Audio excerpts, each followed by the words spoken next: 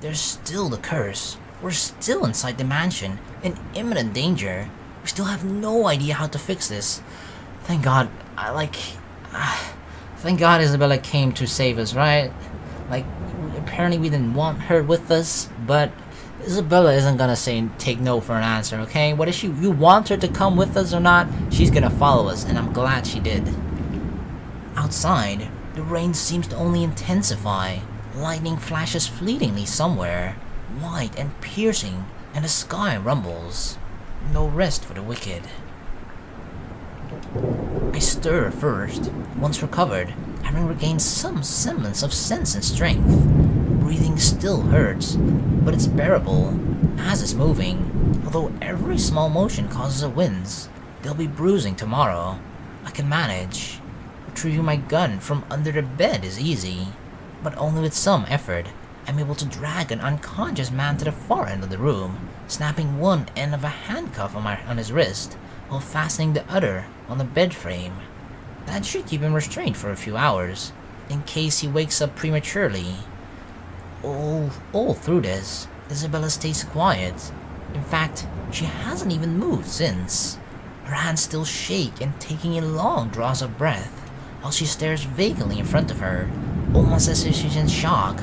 She probably didn't know what happened to her in that moment, right? It was just pure adrenaline and desperation and whatever else that sort of made her do that. It wasn't really a conscious decision or anything like that. It's just her body moved. It's like she felt that she needed to do that in order to save me, right? Because that is not really like Isabella, or at least the Isabella that you've kind of gotten to know. But you know, if you push a person too far, they might do shit you don't expect.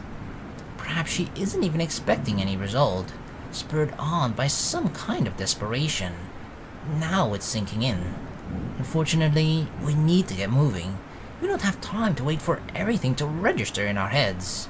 Kneeling in front of her, I give her a light shake. Belle, we need to go. We can't stay here. Slowly, she turns, staring at me with wide eyes. Worry flickers briefly in them, along with something ineffable. Then, without warning, she lifts a hand and slaps me right across the face. What the fuck? She slapped me? What did I do? The sound of it cracks the air, shattering the silence like a fragile glass breaking. Look at her face. Oh shit. She is mad. Despite the familiar rumble of thunder outside, it manages to ring louder above the storm. She slapped me? What the fuck did I manage to collect all this fucking good relationship points for? Just to get slapped in the face? I don't even know what hit me, until my head has already snapped back, and my cheek stings with her anger. And it is anger, in spite of the stillness and the lack of words afterwards. Not fuming though, never fuming, but the kind that burns lightly and soundlessly. Frustration instead of seething rage, one that ebbs just as quickly as it flows, and once the tide subsides, there's only that gleam in her eyes, warm, steadfast, and unflinching. Quietly, I brace myself for the truth underneath that gaze. It slips from her lips softly, nearly fading under the sound of the rain still falling fast, if not for the weight in each of her words. What is wrong with you? With me? What did I do? Belle. If your bartender friend hadn't slipped up, no one would have known where you went. Belle, one person knowing is enough. Any more than that, and... You almost died! I know. He could have suffocated you right then and there, and you could have died. I know, I'm thankful to you, Isabella, you saved me. And by the time anyone ever finds out, you're already fertilizer! She trails off, drags one indrawn breath after another, a brief lull as her frustration finally gives, dissolving into something more pensive and somber. Her shoulders droop, and though her voice rises hoarse and weary, in her next words, there's only certainty. You count too, you know. I do? Oh god, I count too? I'm so glad you said that, Isabella. When I said, that night when I told you I don't want to lose anyone anymore, that includes you, alive. You care about me, Isabella? I'm still here, Ash. You have me. I know. And that's what we wanted to protect, right? And once their meaning fall, roar, it does so not with force of a dam breaking or a raging storm, but with the gentle, steady warmth of a hearth burning, an ember easing slowly, lightly, rising and giving, until all that's left is a truth, an understanding. Not alone. Never alone. It lingers, even as we both drift back into silence, and our words take root, because in the gratitude that swells after is another warmth blooming, pleasant, welcoming, like finding a home, like finding ourselves in the haze a squall has left, creating something fragile yet immutable in both of us. It's in her eyes, in the way she holds my gaze, unwavering, in the way she carries herself despite sitting amidst a place she fears, in the way she keeps herself from trembling and falling apart, because fear is inconsequential when people she cares about are at risk. A change. She realizes that now, holds on to it. Another little thing, another small thing for her that may go unnoticed and pass by quietly, but will eventually amount to a lot of things. Tiny gestures that mean nothing at first, but began to matter to me one day, until we fell in love with her.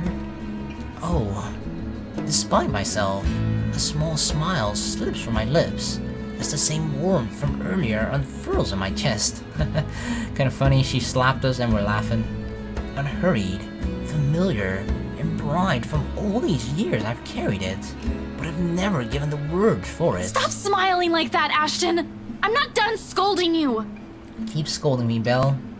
But this time, they come easy. I heard all of it. Don't worry. Are you really okay? That guy hit you a little too hard on the head. Here, let me... I reach up just as she extends a hand towards my face, catching her wrist in a light grip, drawing it closer, and folding her hand in between mine. Although her expression does shift into mild confusion, she does not pull away like I'm expecting. She simply stares at me, searching for her to allow a gesture from me that's perhaps too close. It tells a lot how far things have already shifted in the past few years. Cradle in mine, her hand still trembles. Most of the tremors has already subsided by now, though I doubt it'll fade away this soon, even as I trace the lines in her palm, in what I hope is a comforting gesture. I'm sorry, Belle. For what? Is this about what happened tonight? You can apologize later, when... No, well, this too, but it's not just about this. I'm sorry about everything, for always being an idiot. It's for a lot of things. Almost everything. For calling you clumsy. Scaredy cat, especially that. Careless. And a scatterbrain. Where's the scaredy cat? Are you sure this isn't a concussion? You would think that, wouldn't you? Well, you don't usually apologize. Yeah, I know. I'm sorry about that too. I'm sorry about apologizing. For all the times I've teased you and made you cry. Unexpectedly, her fingers tighten around mine, our hands falling between us as something tender shifts in the air. Another exhale, another drawn breath eases out of me, filled with every hesitation and uncertainties. But when I finally choose to break silence, it's only when I know that what will slip past my mouth is that one truth I will hold against the world. Is this it? Is this it, Ashton Frey? But for all those callous words. Oh, here it comes. Despite all those. Drum roll. There's nothing I don't love about you. Ooh, that's kind of a, he said it in like the sort of non-negative, what's it called? Not double negative, but like, you know, there's nothing I don't love about you, instead of just, I love everything about you. In fact, those things, I love those. Which things? So vague. Man, you are a wordsmith, Ashton Frey. And everything. Those things, I love those things. I don't know exactly what I mean. I don't think you know what I mean, but those things, man, oh, I love them. Everything that's you. For a long moment, she offers no response. Her grip on my hands merely tightens. Although my heart's pounding hard against my ears, I take a chance and look up, slightly leaning away and giving her a cautious glance, more than ready to hear her rejection. No. She's not gonna reject us. This has gotta be enough points for her to say yes to our confession, right? Come on, Isabella. And it is one, despite the smile on her face. If it can even be called one, of course. There's a pained aspect to it I can hardly name, regardless of what it means to her, or what she intends to convey with it. The sight of it alone makes me regret ever mentioning anything. It's almost as if she's forcing herself to push out the next words out of her mouth, for the sake of not hurting me. Not that I won't be able to take it, but if these feelings will only put a heavier burden on her, I'd rather not have said anything at all. As expected, with one last squeeze at the hand cradling hers, she pulls her hand away from mine. When she speaks, though, there's a stark refusal to meet my eyes. Wait, is she denying us? Not that I hold it against her. The situation's already awkward as it is. Ash... Is she gonna reject us? She pauses, biting her lower lip. A small frown forms between her eyebrows while she struggles to find the right phrases to string together. Ashton, I'm really sorry. No way! Oh, no, it's cool.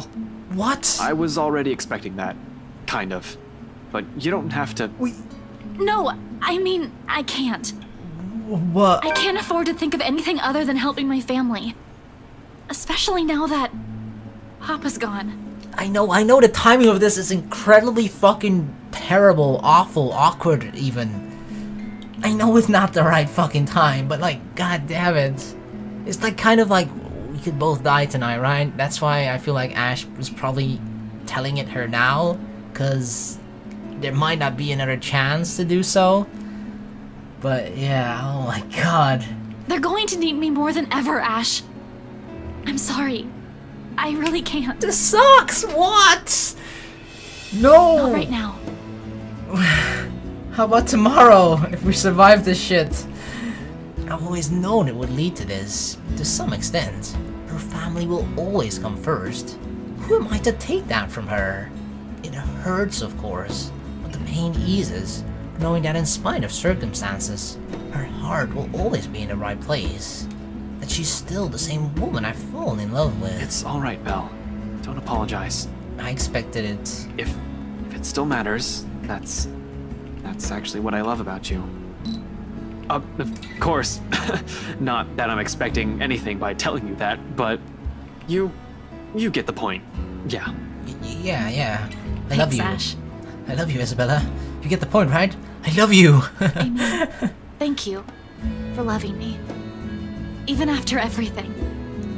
Oh, you're welcome, I guess. What do I even say to that? Thank you for loving me.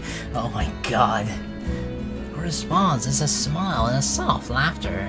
Perhaps the sweetest I've seen and heard from her. Just from it, I know nothing will change despite her answer and any lingering feelings that will come from this. And there will be. This fucking sucks. Lingering feelings, that is. With the way she barged into our life 5 years ago, it'll probably be enough to leave a terrible impression on anyone. But that's also precisely it. It's people like her that you don't easily forget. It's them that gradually worms their way into a person's life, until the very thought of losing them becomes unbearable. As it is, I'm already content simply staying by her. No grand expectations or hopes attached. Just the banter, the small smiles, and the quiet little moments that roar. I love her, but it also isn't all there is to us. I know I caused you all kinds of trouble these past few years. Hey, whoever told you I'm doing this for free? After we're done with this curse thing, you're gonna owe me a year's supply of ice cream. Maybe 2. Yeah, we'll see. Another laughter, this time from both of us. Then she hits my arm with a light punch. Familiar, warm, bright and hopeful. Much like everything about her, this hurts. And it is strength enough to keep me going as I lead us both out. Oh man. The fuck? The creaking. Stop! Power still hasn't come back when we make our way downstairs. Tricky, considering the stairs to the attics are a bit all old. One misstep, and anyone might end up slipping and falling. You're lucky if that's all that'll happen to you. With the stairs this steep, a broken neck is a likely outcome. Thankfully, Isabella's here to guide me through the darkness, even though I already am in the darkness right now. At least my heart is. She knows this place better than anyone, after all, in spite of all the misfortunes it has brought to us. Careful, the floorboards over there aren't very sturdy. Right on cue. The same board I'm stepping on creaks and suddenly breaks, the pieces falling somewhere with a dull thunk. Oh shit. God damn it. Scumbag wouldn't be too happy about that. Well, hopefully he's not gonna know that it was me. Ow, foot. See? I told you so. You never listen to me. I was a bit slow. They renovated the whole mansion. They can't even replace one tiny part of the house. Why don't you file a complaint to BRC then? Somehow, I don't think it's gonna have much of a effect. I'm sure they'd be thrilled to hear it. You know it was such a rush job. Outside, the winds have intensified. Even from here, you can hear the gusts battering the window in the attic.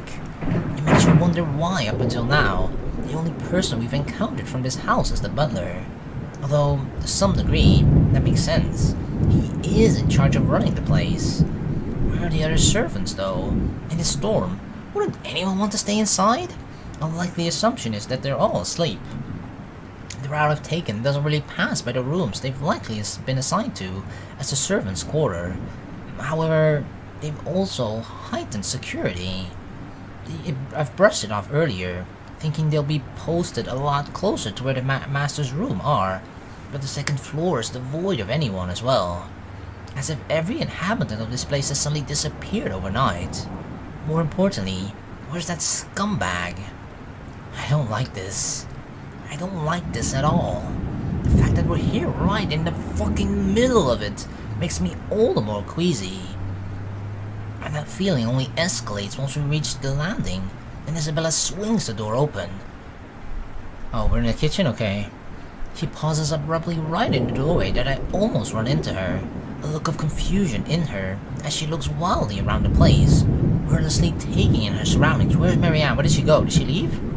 With each turn and shift of her eyes, her shoulders only grow tenser, and a look of apprehension slowly dawns on her. Isabella, what are you... We aren't supposed to be here. What do you mean? Sure enough, when I look up, we're standing right in the kitchen. Pots, pans, and all. You mean that the door we were exiting from isn't supposed to lead to the kitchen, but somehow we ended up in the kitchen anyway? In one corner, McCulloch watches, almost as surprised to see us. Of course, she didn't listen to me, even if I've already exceeded the 15 minutes we've agreed on. Although, color and strength seem to have already returned to her, enough for her to be able to stand unassisted. The empty plate on the counter appears to have played a part on that. Good news, I guess. I told her she had to eat. As for our current predicament... We were just in the attic, right? The door was supposed to open to a hallway. How did we end up in the kitchen? The second floor hallway. Without warning, the door slams us behind us, slams shut. All three of us exchange a look. Oh shit, what was that? One that I absolutely do not like. We need to get out of here. Screw right. I need to get these people out of here. Lucky we're in the kitchen, and we have two ways out. The back door and the cellar offers. Except the hatch won't budge when I pull at it, and neither does the back door. We're fucking trapped in here, we're fucked, we're dead. As if something has locked it firmly on the other side. Isabella also gives it a few tries, but even then, it won't open. There's a long bout of silence in which we simply look at each other, likely sharing the same thoughts. We're trapped. Something or someone has intentionally led us here. Fuck. In that same moment, once realization dawns in, something shifts again. Oh, blood, oh no, it's getting that reddish again. In every nook and cranny, over every surface, and in every inch of the floor.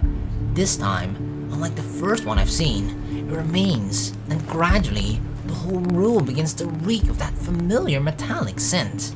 Sharp, suffocating. Around us, every object, including the cupboards, have started to rattle as well. Stop it! Stop it right now! The sound from outside, foreboding rumble of thunder. and even the howling winds have begun to fade away, replaced by whispers, shouts, and cries of pain. Though inaudible, each beat and note bombards every crevice of my head with vague images and sounds. There's no time to make sense of everything, however. I'm already shouting, fueled purely by adrenaline, barking orders and making a break for the door that leads to the next room, the dining. It should take us straight to the foyer where the main door is. Run! Come on, keep going! Right in front of us, the mansion has started to change, and we're in the thick of it. However, instead of the dining room, like it's supposed to open to... a bedroom?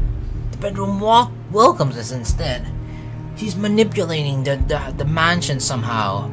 How the fuck do we suddenly end up in a bedroom? An image that lasts only about a second, before blood begins to seep into the room. Oh, here too, motherfucker!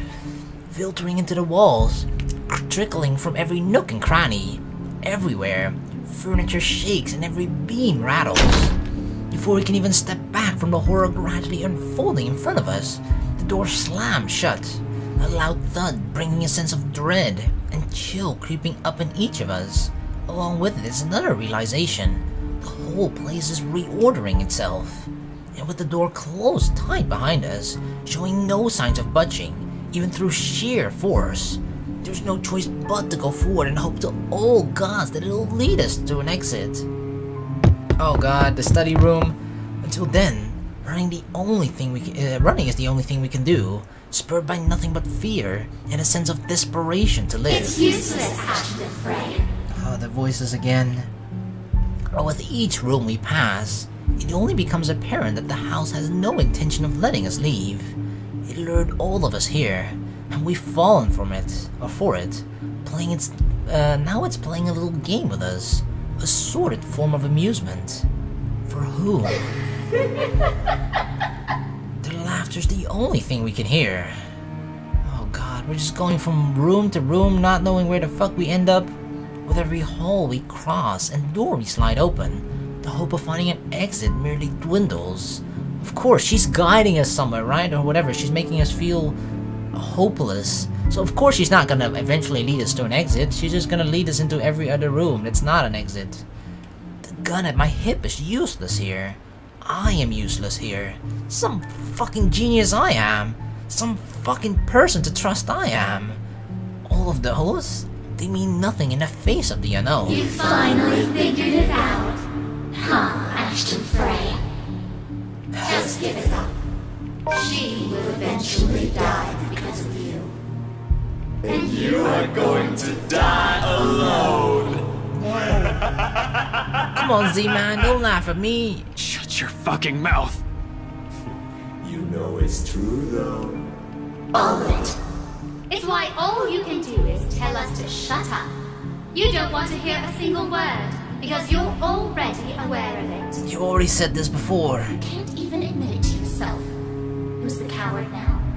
But no matter how hard you try, you're not gonna be able to save anyone. The more gruesome the place turns, the bleaker our chances simply get. Wails and screams fill our ears as we pass by. Words from a time and people long ago, or long gone, laced with nothing but pure agony, calling out, reaching out to us. Their voice is almost too real, as if we're not the only ones trapped here, that there are others begging for release from this wretched place. Or maybe it's all just a show, a taste of what we will eventually be. Souls forever held captive in a never-ending nightmare. Mother, I've done it. Take me with you, please. I can still hear her. She's here. Help me! Help me, please! I feel like that woman that we saw earlier that was like, you know, had her hands in front of her eyes and everything was bleeding. That's probably Charlotte, and she's calling out to her mother, who was the other Ermengarde. I forgot her name. Charlotte was the child, right? That stopped like slave trading in Salemwell or Anselm. Is this what the curse is? What it means for all of us? That the letter is not a morbid cry for help, but an invitation.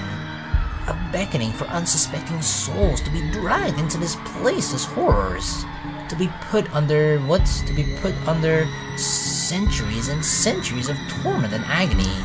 Suddenly, dying a painful death seems preferable, enticing that ending up here, living a tortured existence. Or perhaps it's all the same. Still, hope worms its way into me, not a usual thing for someone like me. But after going through countless doors and corridors, every little sign of hope I'm willing to cling to, as long as it'll get us out of here. We're back in the dining room again. How long have we been running? How long since we left the kitchen? At some point, I've lost track of time, with the windows barred tight, and the sounds lifting in the air, nothing but shouts and shrieks. It's impossible to tell. Not that it matters when an end is in sight. Oh, what? Shelves and furnishings bar the door, each stained with blood and gore, that if the situation isn't as desperate as it is, I'll find a different way out. This just feels like false hope, right? Just like, hey, look, there's an exit here, and then we probably remove all the chairs, and then bam, it's gonna slam shut.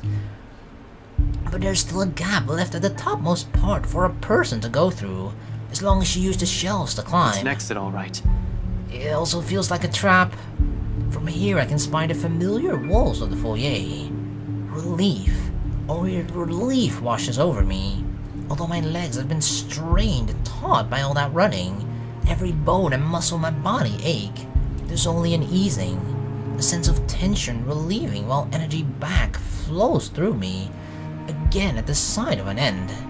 No sooner, I'm leading us out of it. Isabella helps McCulloch first, assisting her up and through the gap. The moment the interior designer is in, I nod for her to go through. Go ahead. I'll watch your back. Surprisingly, she follows without any protests. Not that there's any need to. Sometime after entering this room, the whole place has calmed down. No wails, no whispers, just a silence too deafening. But I'm not letting my guard down until everyone's on the other side of this nightmare. Safe. For all I know, this may just be a calm before another storm. Certainly feels like it. I don't think she would willingly just let us go. Like, I feel like it's kind of obvious that right now the mystery is just shrouded in the history of this place, right? It's obviously tied in with what happened with the old people, the previous owners of this Ermengarde Mansion, the previous Ermengarde family. Like, something happened with back then, right? And that's the thing that's sort of haunting this place still to this very day. But like, I feel like maybe they even want to like show us what happened and make us understand and somehow try to help them, right? Because sure, they may have written help me everywhere in blood and they've killed people, but it's still a cry for help in a sense, right? So I don't think they're willingly gonna let us go like this. No way. However odd this hush is, I turn my back from it and climb up. It's a tight fit, but I manage to squeeze myself in. The unease remains though. Maybe it's the adrenaline still coursing through me, or how easy everything has been after living through that nightmare, fleeting as it is. But for some reason, something's still nagging at me. Call it the detective instincts, or my training or whatnot. I have a feeling something's happened, or something's gonna happen, and catch us unprepared. Unconsciously, before dropping down on the better side of this dream, my hand shifts to the gun at my hip. Instinct has never failed me before. My feet hasn't even landed firmly on the floor when... Had I known there would be a party in my own home tonight, I would have opened a bloody bottle or two. Luke, motherfucking right. People these days, in my own home, can you believe it? I feel so left out. A chill seeps into every vein in my body. All of a sudden, every ache, every pain returns to me tenfold, and my knees threaten to buckle at the sound of his voice. Though it appears friendly, I know it is anything but. One does not spend investigating a man like him for over a year and holding a grudge against him for more, without knowing everything about him. His quirks, his habits, I'm familiar with all of them. And right now, Luke fucking Wright is beyond pissed. Shifting my gaze upward is nearly too painful, knowing the danger. Not to me, but to those who have been lured in here by the curse. Oh no, he's holding a fucking gun, he's aiming it at Marianne and Isabella. The handgun catches my eyes first, next to that smarmy smile on his face while he holds McCulloch and Isabella at gunpoint. Why the fuck is he wearing a suit? Didn't he just like got woken up in the middle of the night? Huh? It's sight enough to lodge a painful thorn up my throat. It's been too complacent, too focused on other things, and I've completely set aside the fact that Scumbag will not be too pleased to see us here without knowing our reasons. But even with those good intentions, curses and ghostly apparitions aside, we're still trespassing in his home. The question is, if he's even aware that the whole of his household has somehow disappeared, and he might be the only one here. Likely not, of course, because he's the only one he thinks about himself. Fuck. Even with people he knows among the crowd, there's a significant effort in him not to simply shoot everyone in sight. And really, Lily, even you. Sir, this isn't what you're thinking. Something's going on in this mansion. Well, obviously, why else would people be trespassing in my home? Then, you know, maybe try and find out the reason indeed and figure it out with us together, rather than hold a gun to our heads. What's your excuse? Checking back if your clients are doing okay?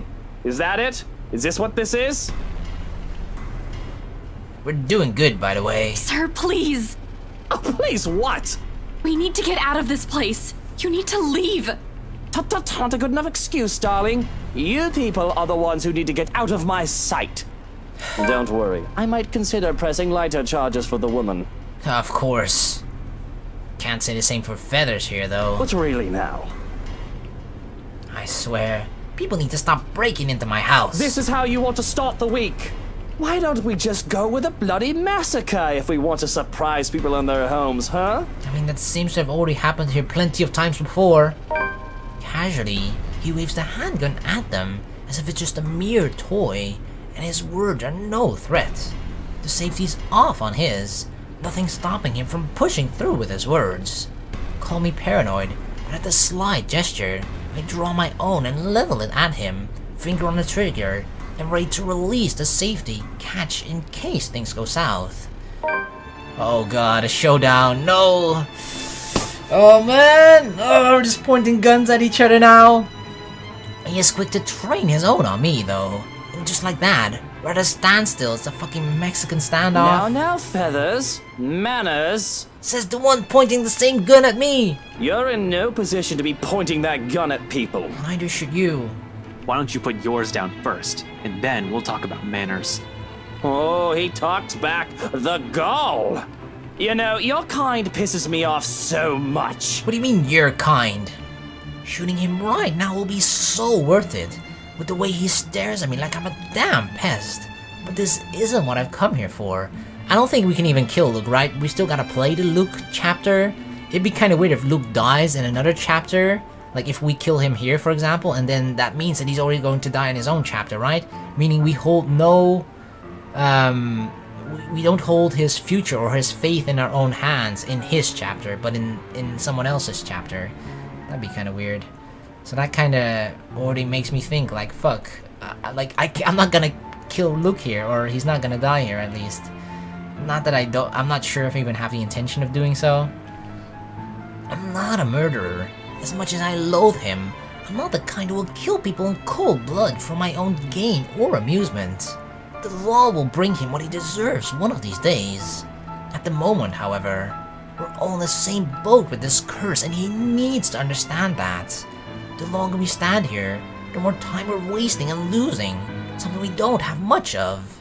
But how can I convince him?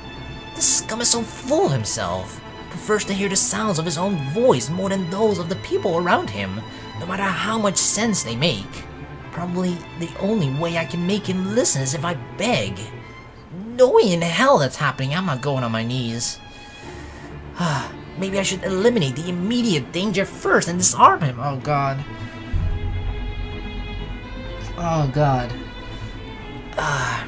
somehow I just feel, right, if I disarm him, we're a police officer, right? So you'd say that we have better training than him.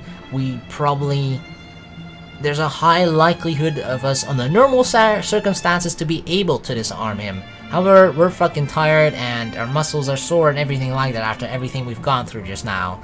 So I feel like this is not a good choice. And one thing that's very important to Luke, right, is pride and the sense that he feels above other people, right? So if we beg to him, which is something that we would hate to do, but he would love to see us beg, right? Therefore, I don't know if he would take it seriously though, but at least he'd be like, ha ha ha, yes, I'm the superior here, blah blah blah, you know? At least, I don't know, I just... is this the final choice that'll decide whether we live or die?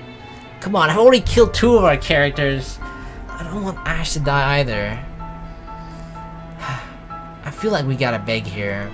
It's not the thing I'd like to do, but like, I just don't think we're in the right physical state to be able to disarm him quickly enough for him to either shoot me, shoot someone else, or whatever, right? Ah, man. Oh, let's hope and pray that I picked the right choice. I'm not sure if Luke will actually listen to reasoning though, but I feel like it'll be the highest chance of survival that we have. Just beg him to listen, as much as we hate to do it. My life's not the only one at risk here, however. There's Isabella. McCulloch's also here as well. We're all unknowing victims to this fucking curse. I'm in no position to pick who to save and who I should simply let die. I suppose my pride can take a few hits, and I can set aside my beef with this asshole. I feel like as much as we hate him, right? The curse. That's the bigger problem right now.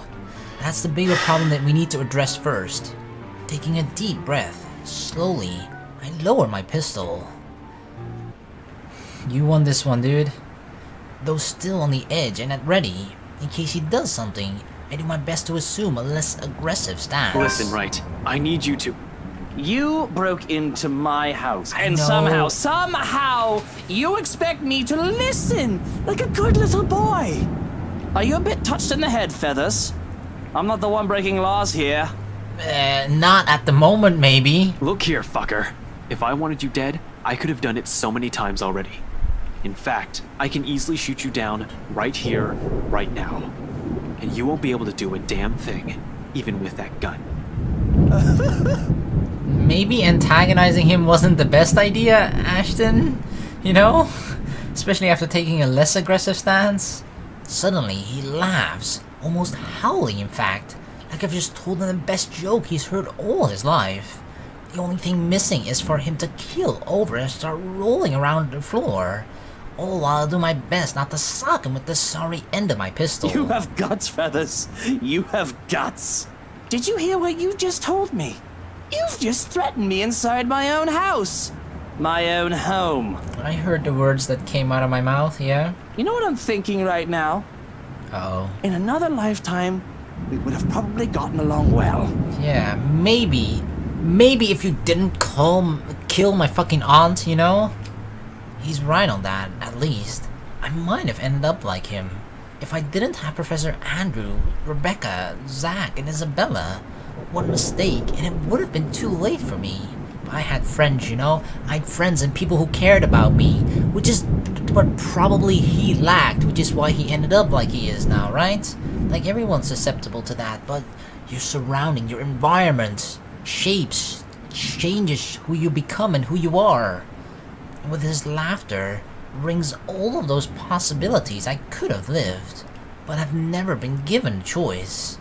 All because I have other people with me, people who care. A sobering realization, but not so much, when suddenly his chuckling stops. In 2 heartbeats, he marches towards me, grabs my collar, and aims his gun right at my head. Whoa, whoa, whoa, whoa, whoa, whoa, whoa, dude, I picked this to survive. At this distance, a slight flick of that finger on the trigger will be able to do more than kill me. What is it that you people really want with me? It's not that we want anything with you, at least not at the moment. This is the 3rd time this week, and I'm really getting weary of this little game. Did the NCA send you to apprehend me, or has somebody paid you off to kill me? Which one is it, Feathers? Mind you, my arm's getting tired. Better answer quick if you don't want to meet the business end of this gun. I keep my eyes trained on him, in spite of the huge threat he poses right now, because if there's anything people like him, like us, prefer, it's honesty. You don't give that impression without keeping a solid eye contact. I'm not with NCA. I'm just here to help. There's something else in this house, and we're all in danger. You have to believe me, right? You need to let us go. You need to get out of here before it's too late. If you want to keep your sorry ass alive, you'll listen to people with more brain cells than you. Haha. Why, you insolent! Yeah. Maybe don't insult the guy that's pointing a fucking gun at your head, Ash. The balls, man. His finger moves, but I am prepared. My hand ready to reach up, disarm him, and knock him out. If I have to drag him out of this place unconscious, to keep him from suffering the fates of every other person who has died from this curse, so be it. However, before either of us can fire a shot or tackle the other to the ground, another voice echoes throughout the foyer. A small little thing compared to the storm raging outside. It rings above it, nevertheless, causing all of us to stop and turn. Oh, there she is! There she is! At the top of the staircase, Hannah Wright stands there, pale as death, an expression eerily calm. I can't help but think there's something wrong. My gaze darts around, wary of her, but soon enough, I realize what's wrong when she speaks. She's wrong. Oh, Luke, darling, my love. What do you think you're doing out here this late? You're not supposed to be out of your bed, little Luke. Ugh, what timing. Outside, another streak of lightning flashes and a clap of thunder ripples across the sky. As if the whole thing can't get any more foobar than it already is. Uh-oh. That was it, Luke! Oh, man. Holy shit, alright, we're in the Luke chapter now. The final chapter. That was kind of an open ending in the Ashton one. But I guess this one sort of... Because it was sort of in November the 1st, right? So I guess the Luke chapter sort of connects and continues from where the Ashton route left off. But that means Ashton's alive! We kept Ashton alive, so that's a good thing. The sad thing is though that we got fucking rejected. We got freaking rejected by Isabella. Okay, that sucks. That kind of sucks considering how hard I was trying to, you know? Make us a couple, but her family came first, understandably. Alright, here we go. Luke motherfucking rides. Lucille Mitchell Luke rides. I can see why he's a fucking pissy little cunt, you know? Cause his fucking mother named him Lucille. No wonder! No fucking wonder! Whose mother or father calls their son Lucille? Holy shit, I'd be pissed for the rest of my life too if that happened to me. Damn. My birthday, August 2nd, he's a Leo. 31 years old. Height 5'8", 172 centimeters. Occupation president and CEO. Nationality British. Religion atheist. Raised Anglican. Education high school dropout. Really? Really? He was talking and shitting on people being poorly educated, a specific type of people. And then he's a high school dropout? Privately tutored, I guess. I mean, he could afford extra education, but still. It's a little bit ironic, isn't it? Likes bread pudding, dogs, wine, and absinthe, playing piano, or piano playing, daffodils, money, woman, and power. Women, of course he likes women. A prostitute's son. Oh, he's a prostitute's son? He spent his childhood roaming the streets begging or pickpocketing in order to avoid home. Okay, damn, that's kind of a rough childhood, I imagine. Home meant a too drunk mother and her equally drunk clients, some of who would take to beating the child out of anger if she so as much looked at them wrong. Damn. Holy shit, okay. I mean, that's probably the reason why he ended up like this as well. It's not a fun childhood. That meant he was always in trouble, in one form or another. Nothing was done to correct it until, in a sober moment, his mother found out about the abuse and promised to take better care of his son. Luke was happy for a while, but his mother's bad habits led to an early grave and left him orphaned until his biological father, a businessman with no legitimate heir, sought him out. He was trained to inherit right enterprise, but along the way, got mixed up with illegal activities that put the company in a bad spot after his assistant ran off with a large sum of dirty money. Bankruptcy would have been inevitable if he hadn't married Hana. This kind of explains a lot of things already. So he had a rough childhood growing up by he was raised by his mother, who was a prostitute. So apparently she got knocked out by some rich businessman who is his father, of course, and later in his life, his father basically sort of gave him a home because, well, you know, he's the father, so he kind of had to do that. So yeah, and then his company kind of went to shit, and he sort of like this kind of points that he didn't necessarily marry Hana for love, right? But more for the both financial benefits as well as just keeping his lifestyle and keeping right enterprise alive. So alright, but yeah, this is gonna be a really interesting chapter, I feel, because Luke, as much as, like, we've seen one side of the story, right? Everything is from other people's perspective of how we perceive Luke, which is obviously not the entire story, not all the information about him. Like, don't get me wrong, most of his actions, if not all, are pretty fucking terrible and fucked up and whatnot, but people they aren't born that way, right? They end up that way because of things that happened in their past and whatnot. So maybe there will be some redemption for me, for Luke in this chapter, I don't know, but I'm curious to find that out for sure. But yeah, let us begin.